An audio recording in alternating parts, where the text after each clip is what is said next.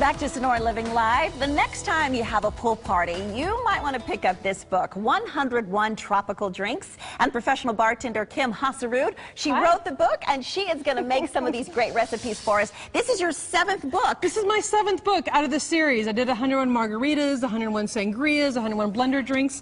But this one really captures the essence of summer, vacation, sitting poolside, cocktails. So whether you are a tiki tropical cocktail connoisseur geek, or you just like something simple, sipping poolside, there's something for both. There's something for both. And you're starting with the Mai Tai, which is very summer, very traditional. This is kind of the quintessential vacation cocktail. Interestingly, though, this was actually created here in the U.S. It wasn't created in the Caribbean.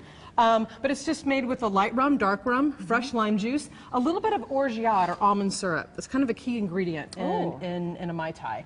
And if you want to, and I shook that up, and if you want to, totally optional, you can actually float it with a dark rum like that. Ooh, that looks good. And the only thing about when you do floaters, I'm a big fan of it, is that you need to serve it with the straw. Otherwise, if you don't, the first sip you're going to take is going to be a big, pretty potent. Now, so this one you shook. So I shook. Yep, I shook it, and you can actually batch this ahead of time if you want. You always hear that, you know, shaken or stirred. What does that really mean? Well, it actually does make a difference. Anything with juice, you definitely want to shake because you aerate it and you dilute it. This is a Planter's Punch. This is also kind of a really well-known cocktail. Dates back to the 1800s. It's made with 2 ounces of dark rum, and I used Crucian aged rum for this one. Equal parts orange juice, pineapple juice, a little bit of lime juice, simple syrup. I'm going to give that another shake. And you get all of these fresh ingredients. You go to farmers markets, and you really just kind of get your creative juices going there, don't you? Absolutely. So I could, you know, really incorporate if I wanted to use fresh tangerine juice, or I like to build cocktails around fresh ingredients. Absolutely. Oh, I love that. So this one I want to, because I have pineapple juice, I'm going to put a little pineapple leaf. I want to put a little cherry in there. Gosh, the presentation is superb. Thanks. And this next one is a little more low calorie. So this is for the ladies, definitely. Because we're always worrying about that around the summertime. And I love a pina colada. I absolutely love it. But this is a little bit lighter version of the pina colada, okay? So I made it with a Crucian coconut rum, a little bit of simple syrup, and I have a light coconut milk. You can get this in the Asian section of the grocery store. So you're using the coconut milk instead of some of the heavier ingredients that we often associate. Yep, so I'm just going to use an ounce of that. Ooh, that looks good. And then I want to use the coconut water, which is really, really popular. It has lots of potassium, refreshing. There's a lot of different brands on the market. There's Naked, there's Vita Coco. Is that what's keeping our calories down? It is kind of stretching the drink out a little bit. Okay. But I like this one because it has real pieces of baby coconut in it. So if you like a little texture in your drinks, it's a good one to use. So I'm actually going to add 2 ounces of that. And coconut water is everywhere. All the celebrities swear by coconut water. And this would actually be a good drink if you didn't want to have the rum in there, to serve non-alcoholic. It's kind of a non-alcoholic pina colada. I'm like all in your way. I apologize about that. I'm going to give that a quick shake. So you're shaking this one? Yeah, just moderately, just a little bit. Okay. Okay. Ooh, nice. And then if I want to add another little spice, I have some whole nutmeg here, and I'm just going to top that off.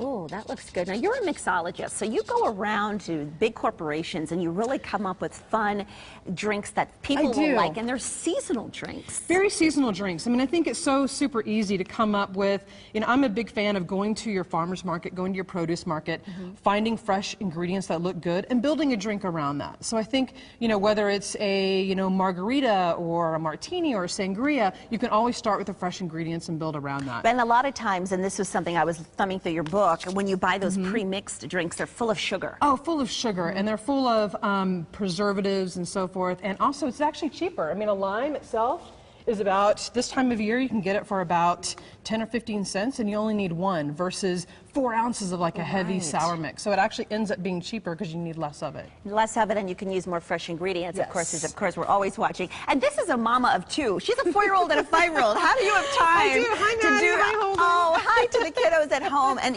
I love what you said. You keep your kids busy because they have their own little baby mixers, and they mix fruit drinks. And they have a little cocktail shaker, and they like to squeeze the juices, and they shake lemonades like with fresh fruit and so forth. You talk about the best lemonade stand on the block right here. Your kids are going to have it for sure. So this, and this is just one of the many books that you've done, and I love the fact that you make it very simple for all of us. So if you're having a pool party and you think, you know what, I don't have the knowledge to do all of this myself. Oh my God, I've got some 3-ingredient cocktails in there, and then I've got some more elaborate punches if you want to geek out a little bit. But there's definitely something for everybody. Okay, I'm going to get a straw. All right. And this one, it doesn't have all the good stuff. And this is the coconut, right? I forget to top this one with a little bit of grenadine. There you go. This is great. Great, thanks. I mean, it's really light. It's a little more refreshing. Cheers to you, Kim. Ooh. Thanks. Terry, can you handle the rest of the show?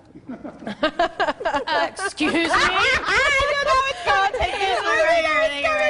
He's over on the side going, yeah, cheers to you too. Well, maybe we'll just let the show be on autopilot.